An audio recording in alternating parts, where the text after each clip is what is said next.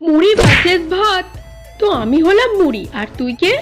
আরে ভাই, তুই আমাকে চিনিস না? আমি তো বাঙালির পছন্দের খাবার ভাত। তো বন্ধুরা, তোমরা যারা মুড়ি খাও তোমরা লাইক করো, আর তোমরা যারা ভাত খেতে ভালোবাসো তোমরা সাবস্ক্রাইব করে দাও।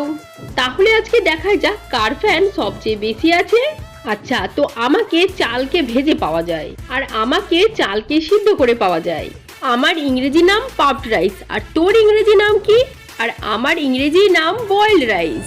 আমাকে সবাই সকালে ও বিকালে স্ন্যাক্স হিসেবে খেয়ে থাকে, আর আমাকে সবাই দুপুরবেলায় পেট ভরার জন্য খেয়ে থাকে। আমাকে তোমরা ঝালমুড়ি করে চপ, সিঙ্গারা ইত্যাদি দিয়ে খেতে পারবে, আর আমাকে তোমরা মাছ, মাংস, ডিম, তরকারি, শাকসবজির সাথে খেতে পারবে।